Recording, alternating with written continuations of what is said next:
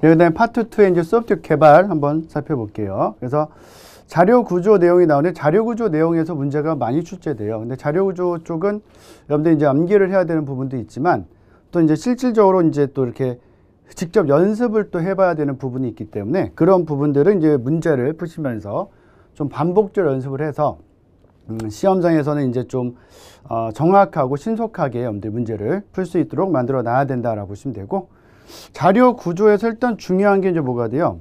선형 구조와 비선형 구조. 그죠? 그래서 선형 구조, 비선형 구조 종류를 엄청 많이 내죠. 그래서 여러분들이 꼭 반드시 파악해야 되는 게 이제 비선형 구조의 종류를 암기하시면 좋죠. 왜냐면 비선형 구조가 트리 그래프밖에 없어요. 그거 이제 암기를 해 놓으셔야 되고, 문제도 이제 밑에 있는데 여러분들 한번 간단히 확인해 보시면 되고요. 그 다음에 뭐 스택이라든지 뭐 다른 어떤 자료 구조들은 이제 선형 자료 구조가 된다라는 거.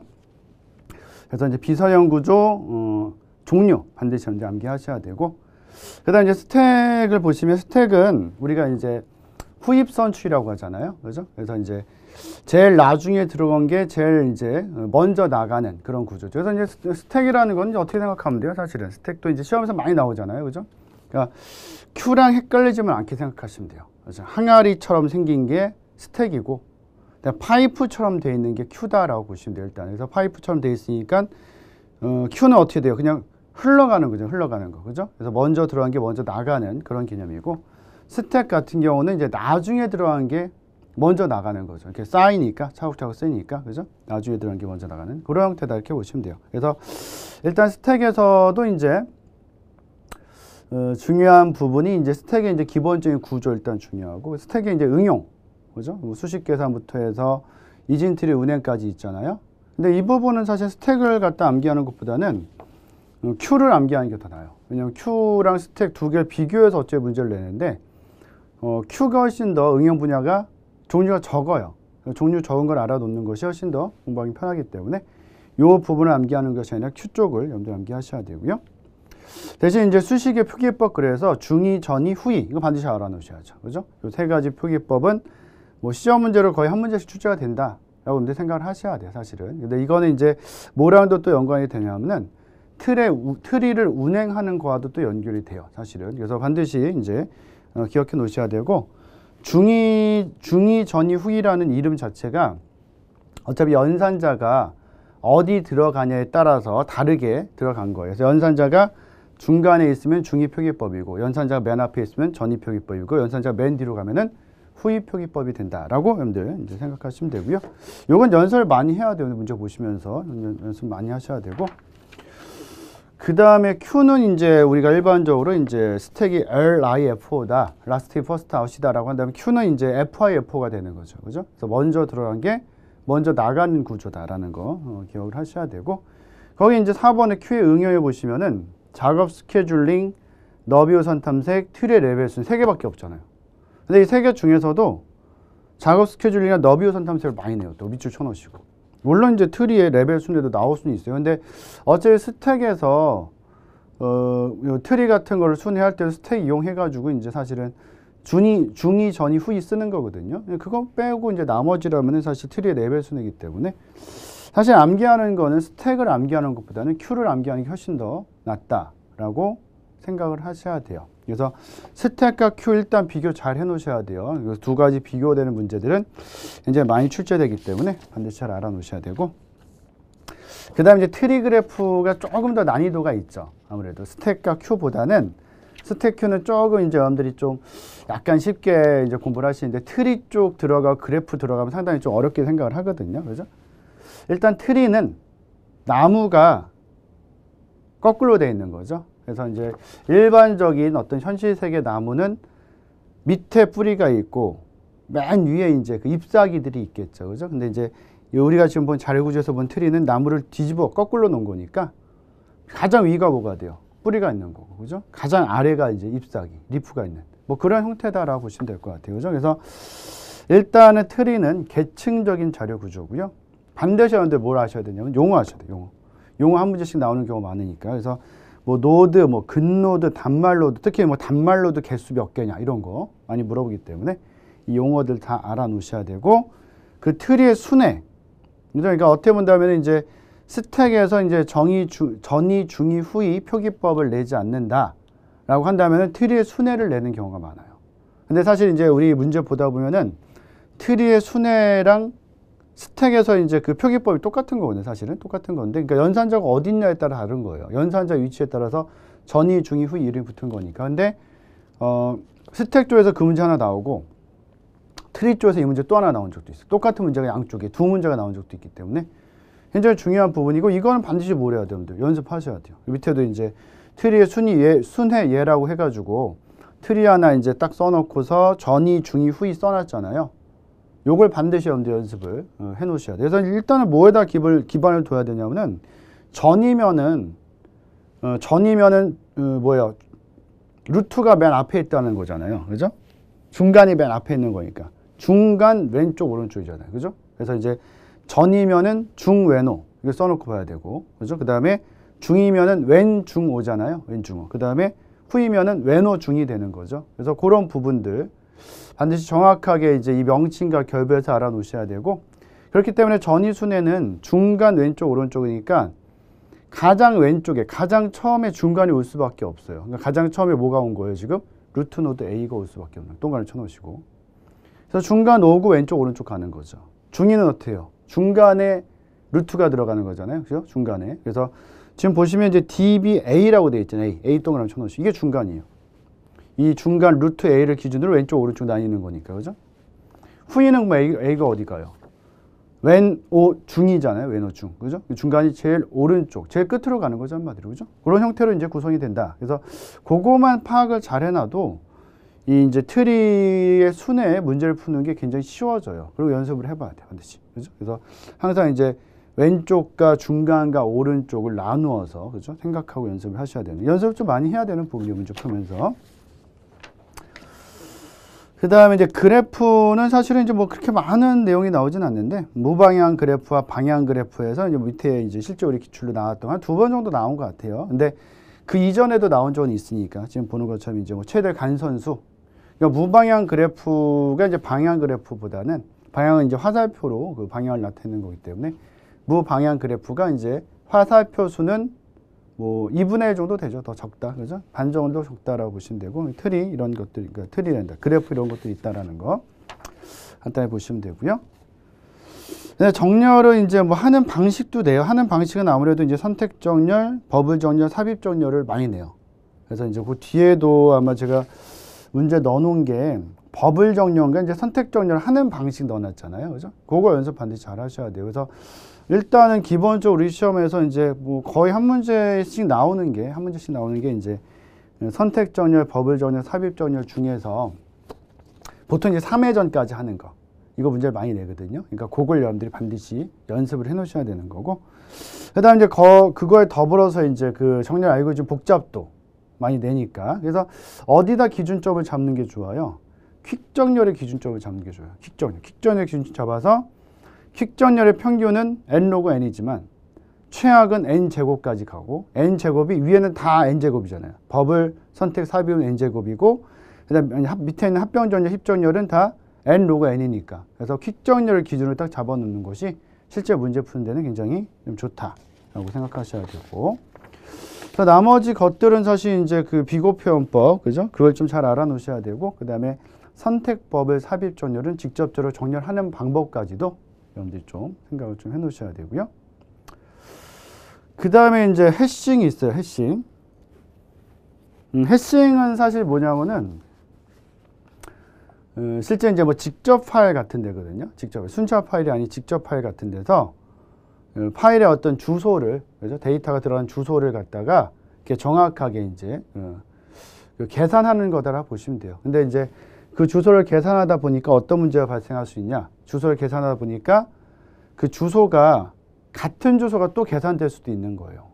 우리는 그런 거를 충돌났다고 하는 거거든요. 그러니까 어떤 데이터 두 개가 하나의 방에 들어가려고 하는 거예요. 똑같이. 그럼 둘 다 못 들어가죠. 하나가 들어가 있으면 그 다음 건 못 들어가니까. 그죠? 그럼 서로 막 들어가려고 하는 이런 현상을 이제 컬리전이다라고 해서 이제 충돌 현상이라고 하는 것이고, 그 충돌난 이 데이터들을 우린 동의어라고 하죠. 시노님. 그래서 지금 이제 뭐 시노님, 동의어라든지 컬리전, 그 충돌 같은 용어들은 개정 이전에 비해서는 많이 안 나왔거든요, 지금. 앞으로 나올 거예요, 이게 분명히. 아직까지도 지금, 어떻게 보면 2022년 지금 1회까지 시험 보고 이렇게 가는데도 불구하고 지금 이제 기존에 나왔던 문제들 중에서 개정 이전, 그러니까 개정 이전에 나왔던 문제 중에서 개정 이후에 지금 새로 출제되는 문제들이 계속 이렇게 좀 이렇게 범위가 넓어지면서 나오고 있거든요. 그래서 분명히 그 부분은 또 이제 출제가 될 수 있다라고 이제 생각을 하셔야 되고, 이때 이제 쓰는 게 해싱 함수예요. 해싱 함수는 좀 이제 간단하게 계산할 수 있는 함수다. 그래서 이걸로 계산을 해서 주소를 이제 뽑을 수 있는 그런 형태가 되는데, 여러분들 이제 아셔야 되는 건 뭐냐면은 그 해싱 함수의 종류를 갖다 내는 경우가 있어요. 그래서 해싱 함수 종류가 뭐 중간 제곱법, 계산법, 폴딩법, 자릿수 분석법이 있는데, 여기서 이제 계산법을 제일 많이 써요. 계산법 동그라미 쳐놓으시고. 그러니까 이제 오른쪽에 보시면 그 대표 기출문제를 보시더라도 그냥 해싱 함수 종류 아닌 걸 찾아라 이렇게 돼 있잖아요. 그래서 그런 문제들을 사실 푸는 게 그렇게 어렵지는 않아요. 근데 이 문제를 딱 봐놨는데 종류를 조금 다르게 써놓으면은, 그죠? 지금 같은 경우는 이제 제곱법이랑 숫자 조사법 나왔고, 그죠? 그 다음에 계산법 나왔잖아요. 계산법 나왔는데, 계산법 안 쓰고 이제 폴딩법 쓴다든지 이렇게 하면은 헷갈릴 수밖에 없으니까, 그죠? 이거는 사실은 이제 이 문제 자체를 그냥 암기하기보다는 이 종류 4가지 있죠? 이걸 정확히 좀 알아놓으시는 게 더 좋아요. 중간 제곱. 왜냐면 우리가 이제 문제를 쭉 보다 보면 제가 계속 설명드리겠지만, 문제로서 알아놓는 게 좋은 것도 있어요. 근데 훨씬 더 효율적으로 공부할 수 있는 거죠. 근데 어떤 부분은 문제로서만 딱 공부해 놓으면은 이게 실제 시험장에서 조금의 변형이 됐을 때 문제를 못 푸는 경우가 생기기 때문에, 그죠? 그래서 이제 실제로는 어떻게 해야 되는 거예요, 이거를? 요런 부분들, 그걸 좀 구분해서 이런 것들은 문제가 아니라 요런 종류 자체를 그냥 좀 암기하시는 게 좋다라고 보시면 되고, 해싱 함수의 종류가 아닌 것은, 이 문제는 사실 약간 이제 그 개념적인 문제가 되는데, 왜 그러냐면은 거기 개방주소법이 있거든요. 정확히 얘기한다면 개방주소법이 있고 폐쇄주소법이 있어요. 이게 언제 쓰는 거냐면은 충돌이 발생됐어요. 어떤 그 데이터가 들어있는 방 주소를 다른 데이터도 같은 주소가 계산이 된 거예요. 충돌이 발생이 되면은 뭘 해야 돼요? 주소를 다시 계산하든지 아니면 다른 방식으로 처리해야 되잖아요. 그러니까 주소를 다시 계산하는 게 개방주소법이에요. 주소를 개방해 놓고 어떤 주소에 집어넣을지 다시 계산하겠다, 이런 의미고요. 폐쇄주소법은 이제 체인 쓰는 거거든요. 사실 체인 우리한테 뭐 그렇게 중요하진 않은데, 그냥 이제 충돌 나면은 그 충돌난 방에다가 그냥 체인처럼 묶어 놓는 거, 이렇게 따로 계산 안 하고. 그래서 주소를 알 필요 없다. 폐쇄주소법이 사실은. 그래서 어떻게 본다면 개방주소법이랑 폐쇄주소법이 충돌을 해결하는 방법이다. 이걸 알고 있나 물어본 문제예요, 사실은. 근데 이제 실제 우리가 이제 문제 볼 때는 뭐 앞으로도 이제 나올 수 있으니까 종류 자체를 알아놓으면은 이건 이제 변할 수 있잖아요, 사실은. 그죠? 맞출 수 있기 때문에 그걸 외우라고 말씀드린 거고. 그래서 이제 지금 오버플로 해결 방법이다. 이게 충돌 났을 때 해결 방법이 여기 3번에 나온 게. 그래서 선형조사법, 2차 조사법 이런 것들이 다 이제 뭐가 돼? 개방주소법이 되는 거고. 밑에 이제 뭐 연결 체인법 있잖아요. 체인. 그 방에다 체인으로 쭉 연결한다. 주소를 다시 계산하기 싫다. 이런 개념이거든요. 뭐 중요하게 보실 필요는 없는데 그냥 이야기만 한번 들으시면 될 것 같고, 이 연결 체인법이 결국 뭐가 되는 거야? 폐쇄 주소법이 되는 거야. 그죠? 그렇게 보시면. 그래서 그건 뭐 굳이 외우실 필요는 없는데 이론적으로 이렇게 되는 거다라고 보시면 되고, 일단 지금은 여러분들 중간 제곱법, 계산법, 폴딩법, 자릿수 분석법, 그 중에서 계산법이 제일 많이 쓰이고 중요하긴 하지만 이 종류를 여러분들이 좀 기억을 해 놓으시면 좋을 것 같고요. 그 다음에 이제 단위 모듈 테스트다라고 해서 이제 일단 테스트 단계 위한 분류. 그럼 뒤에서 이제 자세히 나오겠지만 순서는 한번 알아놓으시면, 어디까지 알아놓으시면 되냐면은 모듈 테스트, 통합 테스트, 그죠? 순서 자체가 이제 이건 지금 맞지는 않아요. 그냥 내가 써놓은 거니까. 원래 이제 모듈, 통합, 시스템 테스트, 그 다음이 이제 인수 테스트로 넘어가요. 사실은 넘어가는데 그 종류는 이제 나중에 그 순서는 나중에 볼 거고, 일단 요런 이제 어떤 단계에 의한 분류가 있을 수 있고, 그 다음에 이제 테스트 방법에 의한 분류 있죠. 그래서 이제 블랙박스 테스트가 있고 화이트박스 테스트가 있다. 그죠? 그래서 블랙박스 테스트 같은 경우는 이제 외부 명세서 근거다라고 생각하시면 되고, 그러니까 어떻게 보면 블랙박스 테스트는 어떤 박스가 있을 때, 어떤 박스가 있을 때 그 박스에다가 검은색을 칠해 놓은 거예요. 검은색을 칠해서 그 박스의 안을 전혀 들여다보지 않겠다, 이런 개념이거든요. 그러니까 한마디로 한다면 이제 블랙박스 테스트 같은 경우는 외부 명세서를 근거로 해서, 그죠? 외부 명세서를 근거로 해서 입출력이나 데이터 위주의 시험을 하겠다는 것이고, 화이트박스 시험은 이제 블랙박스 시험의 반대로서의 용어를 쓴 거예요, 이름을. 그래서 한마디로 한다면은 안을 들여다볼 수 있다라는 의미예요. 근데 이제 사실 지금은 이게 뭐 그렇잖아요, 사실. 블랙박스든 화이트박스든 검은 박스든 흰 박스든 속을 못 보는 건 마찬가지잖아요, 사실은. 그죠? 그러다 보니까 이제 실제 외국의 그 원서들 같은 경우는 지금 몇 년 전부터도 화이트박스 테스트라는 말이 이제 좀 맞지 않다. 뭐 굳어져서 쓰긴 하지만, 그래서 글래스 박스라고 이제 자기 책에다가 쓰고 있는 소프트웨어 공학자들도 꽤 많아요. 글래스 박스가 사실 맞는 말이죠. 블랙 박스, 검에서 속이 안 보이는 거, 글래스 박스는 뭐예요? 속이 보이는 거. 그래서 어떻게 보면 화이트 박스가 이제 글래스 박스다라고 보시면 되고, 이 화이트 박스 시험이 결과적으로는 뭐가 되는 거예요? 내부 명세서에 근거해서 내부의 논리적인 구조를 시험하는 것이다. 뭐 뒤에 가면 이거 종류도 굉장히 중요해요. 우리 시험 종류도 많이 나와요. 그래서 이제 밑에 보면 블랙박스 테스트 있고요. 그죠? 데이터 위주 시험이다. 뭐 이런 말들. 입출력 위주 시험이다. 이런 말들이 있고. 그 다음 페이지에 종류 있어요. 종류 많이 나요, 이거. 물론 이제 각각을 갖다 물어보는 아주 특이한 케이스의 문제도 있을 수는 있는데, 그것보다 일반적으로는 동등분할, 뭐 경계값 분석, 원인 결과 그래프, 기법이 제일 많이 나오고 밑줄 쳐놓으세요. 조금 더 난이도 올린다면은 이제 뭐 오류 축적 기법이나 비교 테스트 이런 것도 이제 는 적은 있죠. 그러니까 일단 먼저 염두에 좀 암기해야 되는 부분은 동등분할과 경계값 분석과 원인 결과 그래프는 반드시 여러분들이 암기를 하셔야 되고요.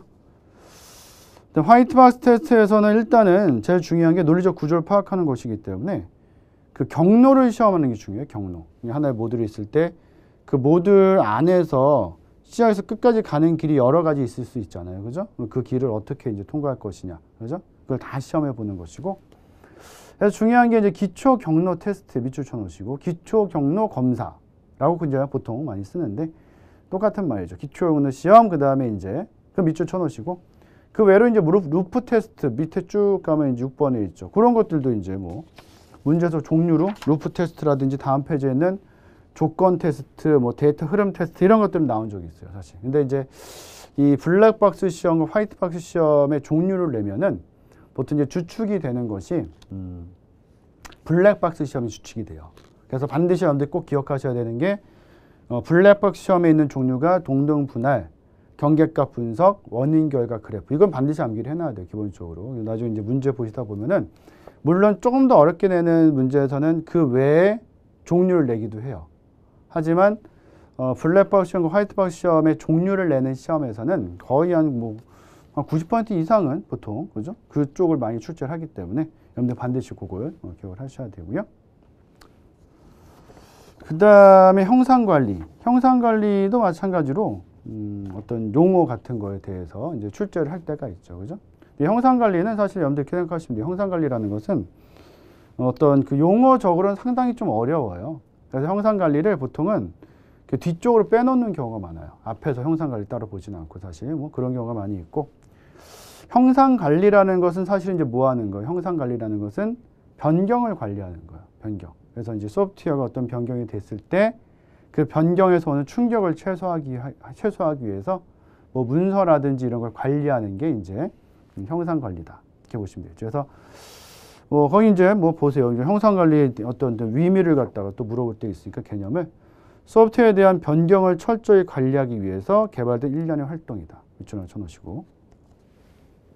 그 다음에 형상관리 항목에 대해서 또 얘기할 때가 있어요. 형상관리 항목은 뭐냐면은 형상관리, 한마디로 형상이라는 것 자체가 이제 소프트웨어가 원래 이제 논리적 시스템이니까 눈에 보이지 않는 시스템이잖아요. 그러니까 한마디로 한다면은 소프트웨어를 만들 때 나오는 모든 문서들을 하나의 형상으로 보는 거죠.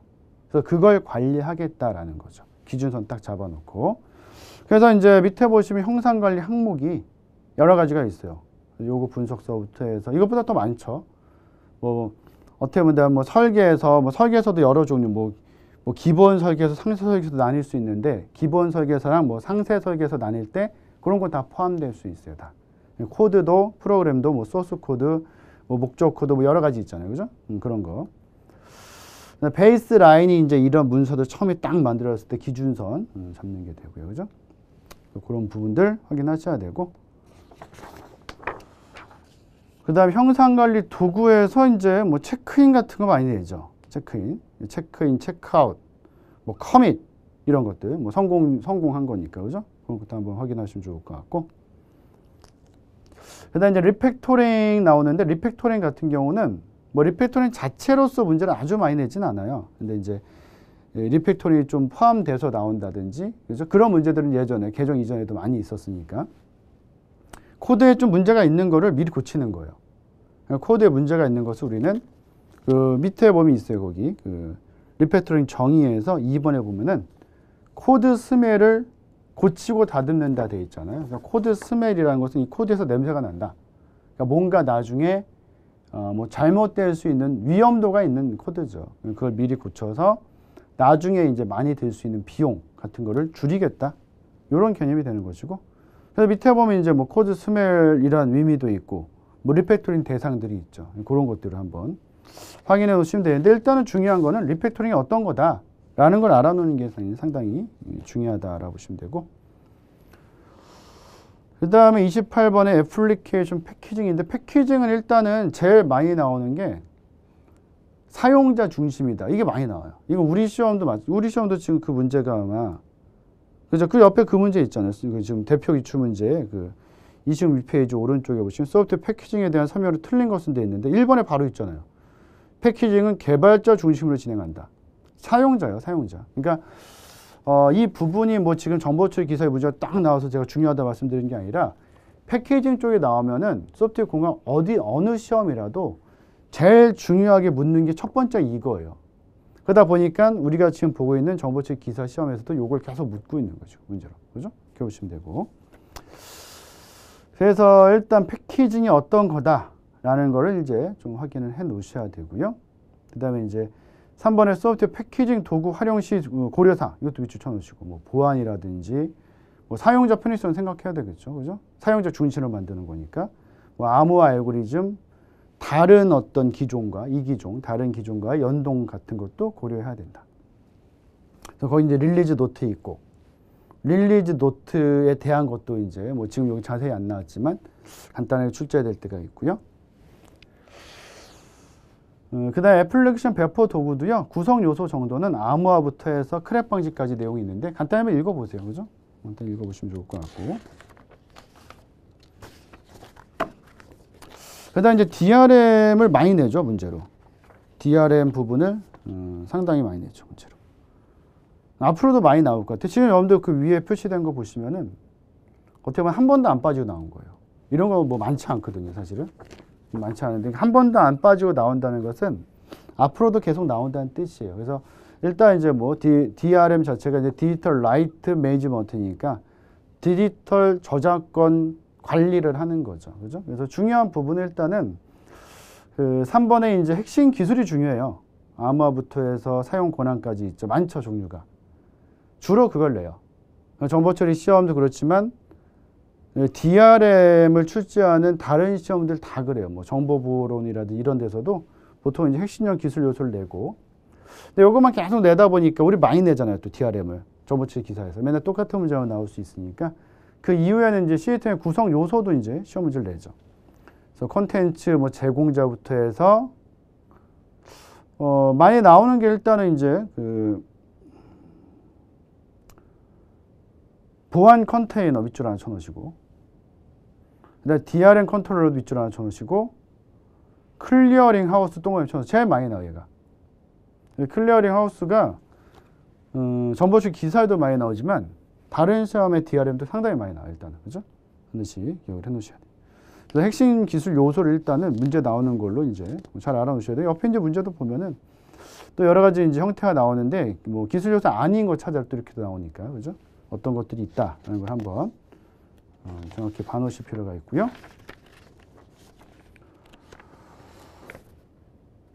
그 다음에 이제 국제 표준 제품 품질 특성이다.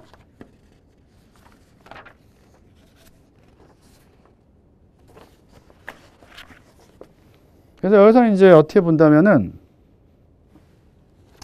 ISO 9126이 있어요. 이게 제일 중요하죠. ISO 9126은 뭐냐면은 제품의 어떤 품질을 보는 거예요. 제품, 프로덕트. 소프트웨어를 만들었는데 그 소프트웨어 품질이 그 소프트웨어 제품, 그러니까 소프트웨어를 만드는 과정을 보는 게 아니라 이 소프트웨어 제품의 품질이 좋은지 안 좋은지 보는 거예요. 그러니까 일반적으로 이제 그 소프트웨어를 만드는 과정이 얼마나 좋았냐 이런 걸 보는 거는 이제 프로세스 품질을 보는 거다라고 해서 보통 들어간 게 CMM이나 이제 뭐 스파이스나 CMMI나 IS 1207 이런 게 들어갈 수 있는데 지금 보고 있는 이제 9126 같은 경우는 이제 제품의 품질을 보는 거다라고 이제 생각을 하셔야 되고 뭘 암기해야 돼요, 반드시? 주특성 6가지 반드시 알아놔야죠. 근데 주특성을 정확히 알아놨는데 거기에서 또 이제 지금 문제 나온 것처럼 부특성을 좀 이렇게 건들 때가 있거든요. 근데 그거는 문제로서만 봐야 되고 지금 여러분들이 이게 부특성도 나오니까 나는 이제 그 ISO 9126에서 이제 주특성과 부특성을 다 암기해야지라고 생각해도 안 헤어져요, 이거는. 그래서 일단 주특성을 기신사 효유이 잘라서 암기를 하세요, 반드시. 그건 암기하셔야 되고 부특성은 문제 나오는 것만 그죠? 확인을 하시면 될 것 같아요. 그래야지만 이 문제 풀 수 있다라고 보셔야 되고 ISO 9126 주특성 6가지 앞글자만 따서 기신사 효유이라고 이제 아예 암기를 여러분들 해놓으셔야 되고요. 그 다음에 이제 테스트 레벨이라고 해서 요게 이제 순서죠. 앞에서 제가 이제 그 앞에 나왔던 건 순서대로 나온 게 아니라 그냥 설명 그 종류를 갖다 그냥 나열한 것이고 순서는 이거죠. 모듈 테스트를 하고 그러니까 독립 모듈의 완전성을 시험을 하는 거죠. 시험을 하고 그다음에 이제 모듈들을 이제 통합해 가면서 합쳐가면서 시험하는 게 통합 테스트가 되고 그 이후에 이제 성능이나 전체적인 어떤 뭐 스트레스 테스트 이런 걸 하는 것이 이제 그 시스템 테스트가 되는 것이죠, 일단. 그죠? 그런 순서가 되는데 여기서도 이제 보시면은 그 지금 나와 있는 거는 이제 그 통합 테스트가 이제 30위에 또 따로 나와 있으니까 스트레스 테스트에 대한 것만 쭉 써놓은 거예요. 많죠. 뭐 기능 테스트라든지 기능 테스트가 외부나 내부 둘 다 있는 거죠. 그죠? 그다음에 이제 부피 테스트, 뭐 스트레스 테스트. 사실 부피 테스트는 스트레스 테스트 안에 포함이 돼요. 스트레스 줘보는 거죠. 그죠? 그래서 얘가 처리하지 못하는 많은 부피, 많은 양을 넣어보는 거거든요. 그것도 어째 스트레스거든요. 그죠? 그래서 스트레스 테스트랑 부피 테스트는 설명이 나오면 비슷해요. 그래서 문제가 나오면은 한 문제에 이 둘 다가 보기로 들어있지 않아요. 절대. 둘 중에 하나만 들어간다. 이렇게 보시면 되는 거고. 그 외로도 이제 뭐 성능 테스트, 뭐 호환성 테스트 이런 것들이 이제 쭉 들어갈 수 있고. 근데 인수 테스트는 이제 좀 다른 점이 있다면은 사용자가 직접 해보는 시험이에요. 직접. 그래서 우리 문제에서도 이제 알파 테스트와 베타 테스트를 많이 출제하죠. 그러니까 이제 알파 테스트와 베타 테스트는 쉽게 얘기한다면은 둘 다 사용자가 시험해 보는 것인데 환경이 달라요. 알파 테스트는 개발자 환경에서 시험을 하는 거고 베타 테스트는 사용자 환경에서 시험을 하는 거죠. 그래서 뭐 일반적으로 이제 뭐 보통 이제 인터넷상에서 이제 뭐 지금 베타 테스트 기간입니다라고 뜨는 게 특히 이제 게임 같은 게 많죠. 게임을 처음에 딱 출시하면 일단 많은 사용자들이 좀 일단 한번 써볼 수 있게 하고 그죠? 그 다음에 많은 사용자들 의견을 좀 들어볼 필요가 있거든요. 그러니까 인터넷상에 딱 올려놓은 다음에 뭐 날짜를 정한다든지 아니면 이제 기능을 좀 정해놓고서 해볼 수 있게 하는 거죠. 사용자가 직접 집에서 사용자 환경에서 해보고 뭔가 좀 이제 개선 사항 같은 거 이런 것들 설문조사에서 그걸 받아 피드백을 얻어서 뭔가 수정할 수 있도록 그게 베타 테스트예요. 그래서 여러분들 아마 인터넷상에서 뭐 어떤 사이트를 들어갔는데 그 사이트에 뭐 지금은 베타 테스트 기간입니다 라는 건 봤지만 지금은 알파 테스트 기간인데 이걸 본 적은 없잖아요, 사실은. 그죠? 인터넷에서 하는 건 베타 테스트니까. 그래서 시험 주체는 똑같지만 환경이 다르다. 요거 기억해 놓으셔야 되고. 그건 많이 나와요. 알파랑 베타 테스트 많이 나오고. 그다음에 통합 테스트도 이제 또 뭘로 많이 나와요? 여러 가지 종류가 있지만 하향식 통합과 상향식 통합으로 구분해서 많이 내죠. 그래서 하향식 통합에서는 전체 구조를 만들어 놓고 위에서부터 하나씩 통합을 해 나가기 때문에 스톱이라는 가짜 모듈이 필요한 것이고, 상향식 통합은 뭐가 필요해요? 상향식 통합은 밑에서부터 조합을 하면서 올라가는 거잖아요. 조합이 됐을 때 이게 정상적인 조합인지를 확인하기 위해서 드라이버가 필요하다. 테스트 드라이버, 그죠? 시험 가동기가 필요해서 정확히 이제 그 시험이 그러니까 정확히 이제 클러스터가 만들어졌다면은 그걸 위로 계속 연결해가는 그런 방식이다를 쭉 써놓은 거죠. 그래서 이제 하향식 방식에 깊이 우선 통합도 있고 너비 우선 통합도 있고, 그죠? 뭐 우리 시험에서도 이제 뭐 상향식 통합에다가 이게 지금 그 문제인가요? 네, 여기 있네요, 이 문제, 그죠? 여긴 지금 이제 이거 그냥 써놓은 건데, 깊이 우선 너비 우선은 봐도 사실 뭐가 돼? 하향식이 되잖아요. 근데 실제 이 우리 그 정보처리 기사 문제에서도 대놓고 상향식 통합이 이제 깊이 우선 통합과 너비 우선 통합이 있다라고 이제 이렇게 틀린 내용을 써놓을 때가 있어요, 그죠? 그래서 이제 깊이 우선과 너비 우선이 이제 하향식에 들어간다라는 거, 근데 이제 하향식에 스톱이 필요하다, 이렇게 좀 대비되는 걸 알아놓으면은 상향식 통합에 해당되는 게 나오더라도 문제를 맞추기에는 이제 편하다, 이렇게 보시면 되고, 문제 많이 나와요. 이거 근데 잘 알아놓으셔야 돼요, 반드시, 그죠? 봐놔야 될 게 이제 많이 있다, 그죠? 보셔야 되고, 그 다음에 데이터 표준 확인이다. 33번. EAI가 들어가는데, 기업 내 이제 뭐 기업 내외부의 정보 시스템 통합이다, 이렇게 되어 있잖아요, 그죠? 근데 이제 여기서 중요한 거는 EAI 구축 유형이에요. EAI의 구축 유형이 4가지가 있죠. 근데 이제 하이브리드 같은 건 사실은 이제 어떻게 본다면 이제 2가지 합친 거니까 그것보다는 이제 아무래도 허브 앤 스퍽이라든지 아니면 메시지 버스 이 2가지를 잘 알아두는 게 좋아요. 그래서 이제 전체적인 종류를 내는 문제에서 좀 더 이제 보기가 편하다라고 이제 생각을 하셔야 되고, 이 AI 구축 유형은 앞으로도 이제 많이 나올 거예요. 그래서 매번 나오는 건 아니지만 거의 매번 나오듯이 나오기 때문에 반드시 이제 기억을 해 놓으셔야 되고, 그다음 이제 보안 쪽이 약간 나와요. 인터페이스 보안. 그래서 인터페이스 보안에서 뭐 예를 들어서 IPsek이라든지, 그러니까 IPsek은 뭐냐면은 그 네트워크 계층에 들어가는 이제 프로토콜이죠, 원래. 그죠? 3계층에 들어가는 프로토콜이 이제 IP라는 거, 인터넷 프로토콜이 있는데, 인터넷 프로토콜이 사실 신뢰성도 없고 비연결형이거든요. 그죠? 그래서 그 신뢰성도 없고 비연결형이고 보안성도 없어요. 그래서 이제 이 IP라는 프로토콜이죠. 이걸 이제 지원해주기 위해서, 도와주기 위해서 이제 쓰이는 프로토콜들이 뭐 ICMP나 ARP나 RARP나 IGMP 이런 것들이 있는 것이고, 보안 쪽에서 쓰기 위해서 만든 게 IP에다가 시큐리티를 붙인 거예요. IP 시큐리티 이렇게 되는 거죠, 그죠? 뭐 그런 형태로 들어가는 형태가 되죠. 그래서 그게 이제 IPsek이라고 보통 얘기하는 게 되고, 그 안에 이제 AH랑 ESP랑 IKE가 있어요. 근데 여러분들 이제 어떤 걸 좀 비교하셔야 되냐면, 일단 IKE가 이제 보안 협상하는 거거든요. 보안 협상하는 건데, AH랑 ESP를 좀 알아야 돼요. 어디 기밀성이 들어가냐 알면 돼요. 그러니까 AH는 어센티케이션 헤더니까 인증하는 거거든요. 그러니까 기밀성은 어디 들어가요? ESP에 들어가는 거죠. 한마디로 한다면 AH는 인증과 무결성을 보장할 수 있는데 기밀성을 보장할 수 없거든요. 그래서 ESP를 만들어서 기밀성을 보장하게 만들었는데, ESP는 옵션에 따라서 인증과 무결성까지 가능하다. 이렇게 여러분들이 기억을 하시면 될 것 같아요. 그래서 IPsek이 있고 또 SSL도 있죠. Secure Socket Layer라고 해서 SSL. SSL은 IPsek이 이제 그 3계층, 네트워크 계층에 쓰이는 거다라고 한다면은, 지금 보고 있는 SSL은 4계층에 쓰이는 거예요. 전송 계층에. 그리고 여러분들 SSL은 우리가 또 많이 봐요, 실제. 그러니까 여러분들 인터넷 쓸 때 요즘은 이제 그 URL 보면은 HTTPS라고 쓴다고요. 원래 이제 HTTP거든요. 하이퍼텍스트 HTTP 하이퍼텍스트 프로토콜 이렇게 되는 건데, 거기다 S를 붙인 거죠. 그러니까 HTTP 플러스 SSL이요, 그게 SSL. 그죠? 그래서 이제 보안성을 좀 더 높여준 거죠. 사실 HTTP보다 HTTPS를 붙여서 보안성을 높여준 거다. SSL까지 넣어놓은 것이다. 이렇게 보시면 돼요, 일단. 그래서 그런 부분들이 이제 SSL이 되고, SSL이 이제 계속 버전업이 되다가 SSL 1.0, 2.0, 3.0, SSL 3.1에서 쉽게 말하면 명칭이 TLS로 바뀐 거예요. 그래서 문제에서는 사실 SSL과 TLS를 따로 구분하진 않아요. 그 두 가지는 같은 걸로 보통 보고 이제 문제를 낸다. 이렇게 보시면 되고.